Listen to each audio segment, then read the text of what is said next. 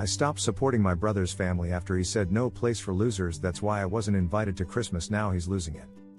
Hey Reddit Stories family. Welcome back, and if you're new here, we're thrilled to have you. We create daily videos on Reddit Stories. By subscribing, you'll never miss out. Smash that subscribe button below and tap the bell icon, so you're notified every time we drop new content. Thanks for being part of this community.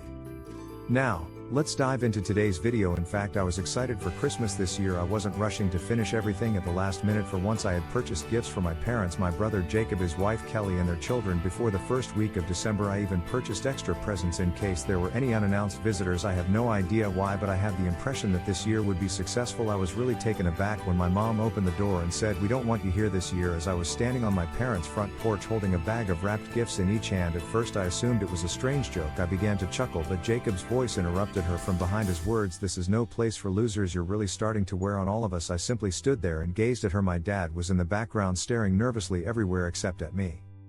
Without saying a word, despite her uneasy appearance, my mother did our treat and Jacob was utterly arrogant. I had a flurry of feelings including humiliation, rage and perplexity. However, I managed to remain composed. "Fine, if that's how you feel," I said, nodding, and then I made my way back to my car. Something inside of me changed as I sat in the driveway and gazed at the bags of gifts in the passenger seat. "No place for losers. Tired of me." From where did this originate? I suspected Jacob was responsible, but I was unable to determine why. Over the years I had shown him and his family nothing but generosity. I had paid for his children's summer camp tuition, school supplies, and even his mortgage when he needed it most, and now suddenly I wasn't invited to Christmas. I made the decision not to go just yet. To gain some answers, I was heading back to the door. I returned after leaving the gifts in the car. As though they hadn't anticipated my return, my parents were still standing there chatting in low voices. Jacob was pretending nothing had happened as he sat on the couch and browsed through his phone. I chose not to knock. "What's going on?" I said as I entered. "Why am I not welcome at Christmas? What did I do without?"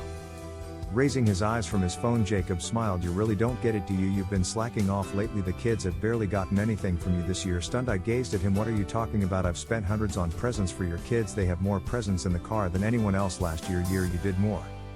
This year it's like you don't care. It's embarrassing for us, honestly," Jacob said, turning to face me. At last I looked to my parents, thinking they would say something, perhaps defend me or warn Jacob that he was acting inappropriately. Rather than that, my mother smiled awkwardly and remarked, "But you just bought a new car. You found money for it." I wasn't even sure how to react. For a moment, "The car is on credit," I stated, maintaining a steady tone. "And even if it wasn't, how does buying a car suddenly make me responsible for Jacob's kids? They're not my responsibility." Jacob leaned back on the couch and declared, "You're the one who makes the most money," as though everything had been explained. "We're a family. Families help each other. You've always done that." His wife Kelly was sitting calmly in the corner. When I glanced at her, her face was hot and she was looking down at her hands without saying anything. It was as though she wished to vanish. I questioned, "Is that your reasoning? Because I've been generous in the past, I'm now obligated to do so forever, and if I don't, I'm a loser." Jacob gave a shrug. "If the shoe fits for me, that was it." I shook my head and stepped back. I turned to face my parents and said, "You know what, you're right. I don't belong here." Turning to Jacob, I said, "Enjoy your Christmas and good luck with those presents, because this loser is done financing your life." Without waiting for a response, I left. I gripped the wheel more tightly than I had to and drove silently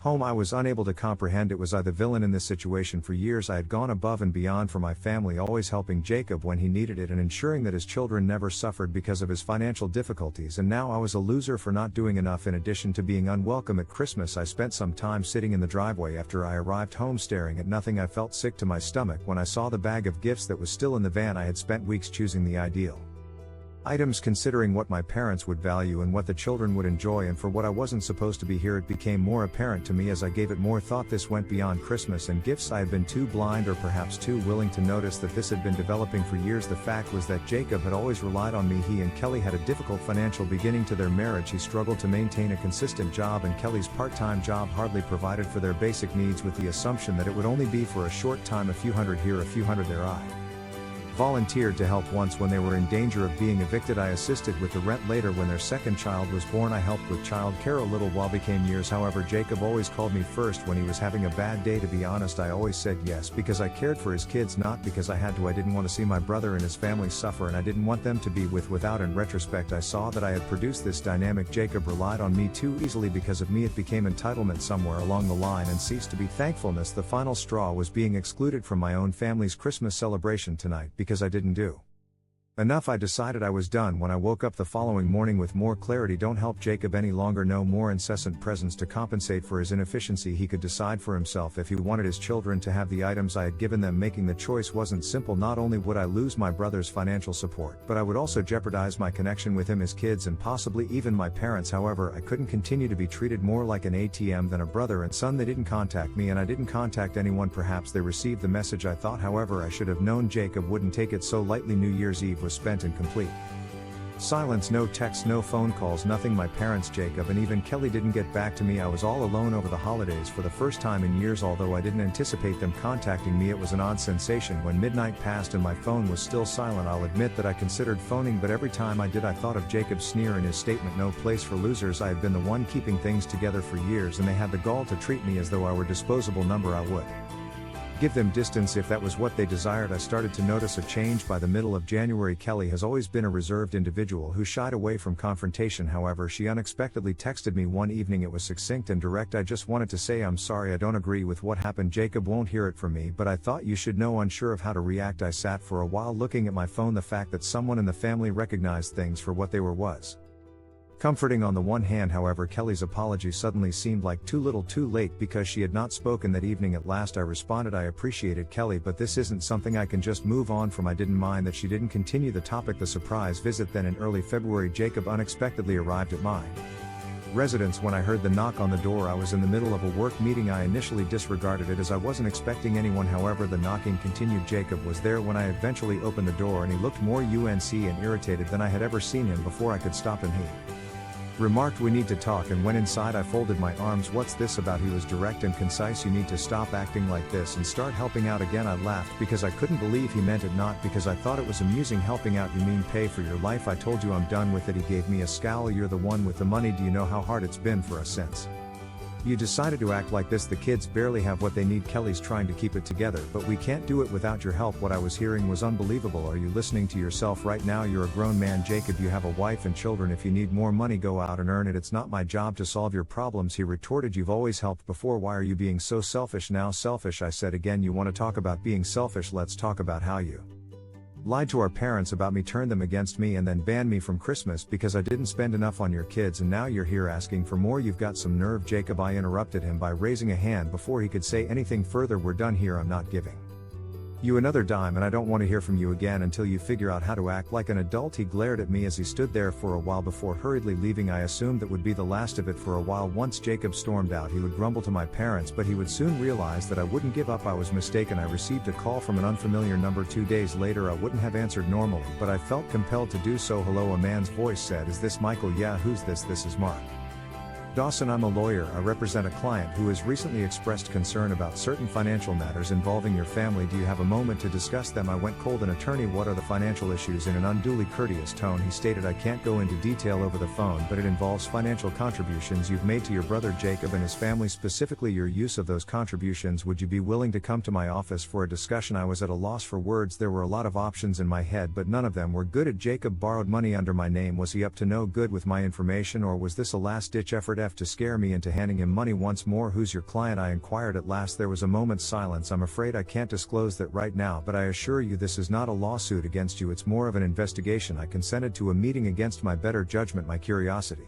overcame me, and I couldn't get rid of the impression that this was more than just Jacob being himself. The following day I had no idea what to anticipate as I entered Mark Dawson's office, but he dropped a bombshell, and as soon as I sat down he pushed a packet across the desk toward me and stated, "Kelly is the client I'm representing." I was so surprised that I blinked. "Kelly? Why would she need a lawyer?" Mark studied me intently while folding his hands. "She thinks Jacob's been using the money you've given him over the years inappropriately. She has reason to believe he's been hiding money from her and from you." I felt sick to my stomach. "Hiding money? What do you mean?" "Copies of bank statements, receipts, and what appeared to screenshots of text messages were visible when he opened the folder. She suspects that Jacob has been taking your financial contributions and funneling them into a separate account. Based on what she found, he may have been using the money for gambling and other personal expenses instead of supporting his family." I gazed incredulously at the paperwork. "You're saying all those times I helped him with bills, with his kids' school stuff, that money never went to them?" Mark gave a serious nod. "It seems that way. Kelly discovered this recently and came to me because she didn't know what to do. She didn't want to involve you at first, but given the circumstances,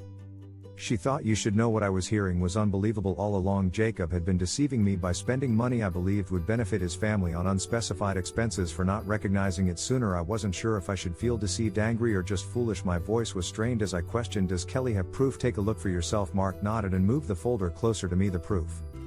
I looked over the papers. There were withdrawals from Jacob's account, significant amounts moving to a different account in his name, and transfers from my account to his, which corresponded with the times I had assisted him with emergencies. I observed transactions from that account, including visits to pricey dining establishments, internet gambling sites, and even a few hotel stays. Unbelievable. I shook my head and mumbled, and Kelly knew about this. She only recently discovered the second account. Mark clarified. She had suspicions for a while, but she didn't have access to his banking information until she stumbled across some bank statements he'd left out. She didn't have proof. That's when she contacted me. I tried to absorb everything as I sat back. Does she want me to do anything? Press charges or something? Mark gave a headshake. Not at this point. She's more focused on protecting herself and the children, but she thought you should know in case Jacob tries to manipulate you further. I laughed resentfully. Well, he already tried. He showed up at my house a few days ago demanding that I start helping again. Mark looked at me irritably. That goes along with what Kelly told me. It seems Jacob is feeling the pressure now that your financial support has stopped. He may be in even deeper trouble than Kelly knows. As I gazed at the folder, my thoughts were racing. A part of me wanted to go to Jacob's house and confront him, but I also knew that would only make him feel good because he had irritated me. I said, what's Kelly up to instead? Mark paused before responding. She's considering her option. She wants to make sure she and the kids are safe financially and otherwise. If Jacob's behavior escalates, she may file for separation or take other legal action. I was more affected by hearing this than I had anticipated. Kelly had always given off the impression of being a gentle, devoted person who would always be there for Jacob. I could tell how horrible things had gone. If even she was eager to leave with a mix of feelings, angry at Jacob, sad for Kelly and the children, and guilty for not seeing sooner how far this had gone. I thanked Mark for his time and walked out of the office. Above all, though, I experienced an odd sense of relaxation. This was the first time in years that I wasn't bearing Jacob's burden, and now that I was aware of the reality, I would never again allow him to control me. The request. I couldn't stop thinking about all I had just discovered after leaving the lawyer office, the gaming, the hidden money, and Kelly sulkily plotting her next move. I was in the center of my family's drama, which was similar to a soap opera. I stayed away for the next few days. I didn't give my parents a call, and I didn't get in touch with Jacob either. However, it seems that he didn't like the quiet, because one evening as I was ready to have supper, his name appeared on my phone. I thought about leaving it on voicemail, but I felt compelled to answer it. What do you want, Jacob? He wasted no time at all. He said, we need to talk, in a strained, almost desperate voice. You said something to Kelly, didn't you? I arched an eyebrow. What are you talking about? Don't act foolish, he yelled. She's been acting weird since Christmas, and now she's bringing up lawyers and separation. I know you've been putting ideas in her head. I couldn't contain my laughter. You think I'm the problem? You're the one who lied to her, hid money, and gambled it away. If she's tired of your crap, that's on you, not me. After a pause, Jacob eventually spoke the words, you don't know what you're talking about. I responded, oh, I think I do, as my rage boiled up. Kelly told me everything, the secret account, the gambling, the money you've been wasting while I've been breaking my back trying to help you. You're a joke, Jacob. I interrupted him before he could finish his shout, saying, here's the thing. I interrupted him before he could respond. I hung up. My hands were shaking, but it felt good to finally say what I'd been holding in for years. You've used me for the last time. I'm done helping you. I'm done covering for you. If Kelly leaves you, that's on you, and if you try to drag me into this mess again, I'll make sure everyone knows exactly what you've been up to. The backlash was quick, and Kelly called me the following day. Has Jacob given you a call with caution? She asked. Yes, I replied. He wasn't content. Has something taken place? I confronted him about the gambling and the hidden account. She said. After hesitating, he acknowledged some of it, but he is still making an effort to